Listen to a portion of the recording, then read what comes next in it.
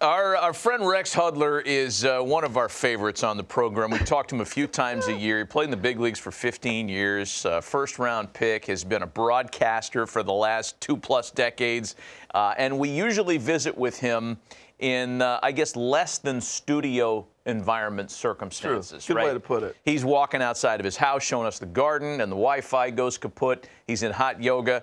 And in the snow. Today we find him on the water. He is in Salina, Kansas at Glen Elder Lake mid-fishing expedition. Hud, good morning. Oh, fellas, you guys are pumping me up, man. We got action. We got crappie. You know, it's one of the best tasting fishes, Harry, you'll ever eat. And I got some in the freezer. We're in the process of putting more in the freezer right now as we get them, pulling them fresh out of the lake, man. It's a beautiful day here. I need right in the heartland of America. I need proof, Hud. Do you have any crappie on the hook right now? I need proof.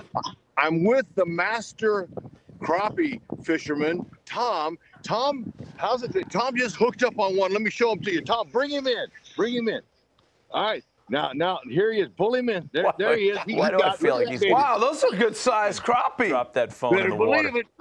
I tell you what. Now the master only puts me on the best, hottest crappie hole you can get to, and I tell you, about 15, maybe 20 feet deep. You know, and this fish here, he'll touch the line. The line will go like that, and then you just yank him up, and you got to rip some lips, man. It's a beautiful. You got to rip some lips. It's so fun. Harry, 20's the limit. Yesterday morning, we were out here. We caught 20 in an hour. It was just fantastic. Great action. I did nothing but laugh the whole time because it's just so fun. What a hobby this has been. The weather looks amazing. What's the temperature? You know, so far, we got about 5 or 6, but we just got out here a little bit. Gorgeous day, nice little warm front here, you know, in the heartland. But we're really enjoying this time, Harry. And, you know, this was second best spot for me besides the yoga studio. I love that now. But, you know, if I'm going to miss yoga, I'm missing it because I'm on the crappie hole. The better part about this, though, is that in the yoga studio, you didn't have a chance to wear your batting gloves while we talked to you. Are you actually wearing batting gloves out there fishing?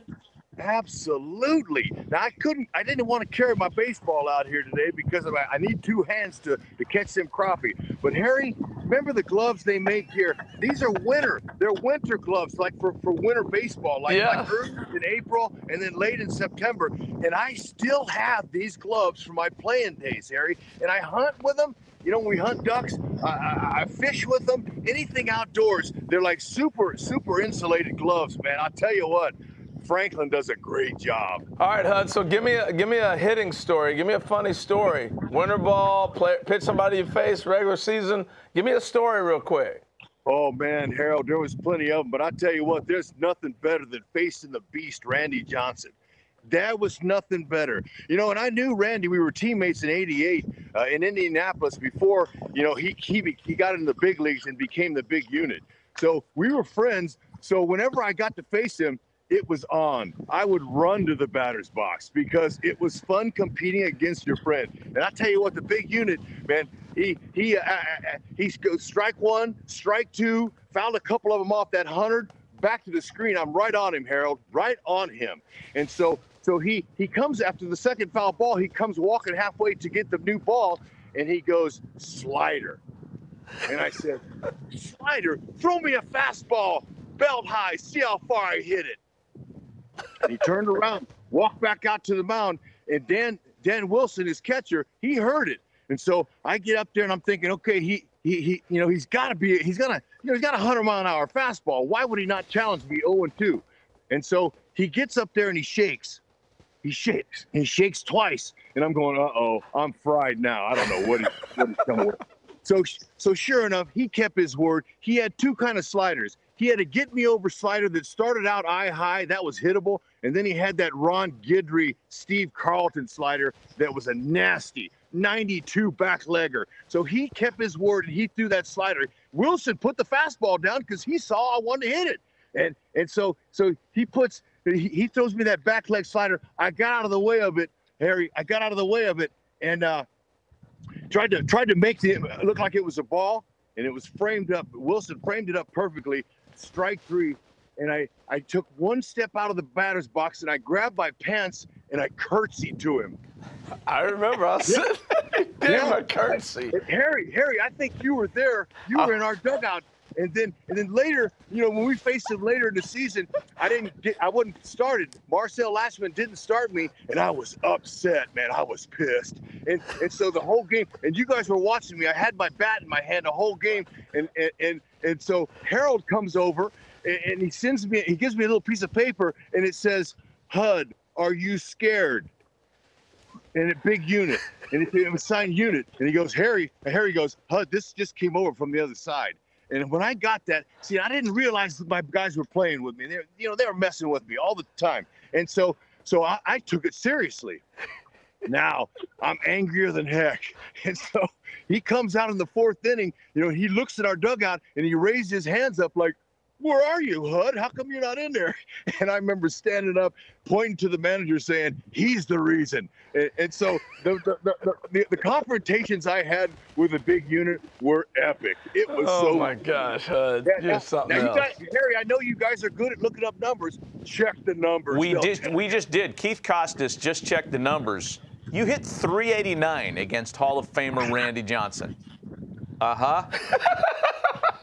Yep. Let me tell you, Harry, I ran to the plate. Most guys didn't want to face him, but I knew him. And you know what? I thanked him later publicly that he never drilled me, because I never talked smack to any pitchers at all. You know, and you know how that is, Harry. That ball, that does the talking. But I talk smack to Randy all the time, and he never drilled me. Hey, I loved him. Hey, HUD, is there any way we can talk to Captain Tom? Yeah, Captain Tom, hey, calling on Captain Master Tom. They want to talk to you. I just Tom. want to. There he is. There he is. Captain Tom, be careful of that bridge post right there, first of all. So HUD, take him the phone, or can you not walk down I just want to ask him one question. All right, Master Tom, they want to ask you a question. Hey, Tom, one question. As you're on the hottest crappie hole in Salina, Kansas, on a 33-degree morning, at what point do you consider pushing HUD off the boat because he's annoying the heck out of the fish? I don't know, but he's been doing a pretty good job. As you were. That's my report from the master. There it is. Hey, you know what? When you fish with a master, you're never going to catch as many fish. Yesterday, I matched him 20 for 20, man. It was really a good day. Now, today, it's starting out a little slow, but we don't quit, Harry. You know that. Hey, HUD, I got to ask you one Royals thing. Salvador Perez, he was the catcher for the All-MLB team. First guy. What'd you see this year in Salvi? Harry, that's no shock to us folks here in the Heartland, man. We know what we got. We got a World Series MVP, an all-star, and a guy who is on a mission. Last season, Salvador Perez squared up every baseball he hit in the middle of the field. He had an incredible season offensively, and it was great to have him back, especially after missing, with Tommy John the year before. Salvador Perez is a leader.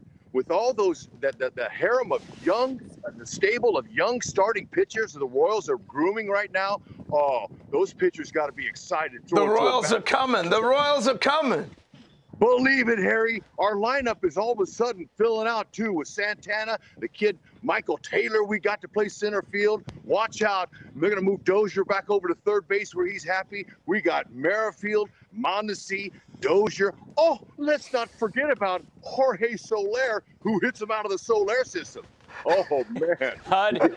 Soler, you put Santana in there. We got Mondesi's a freak, man. Harry, if I could come back and be one player, it would be Alberto Mondesi.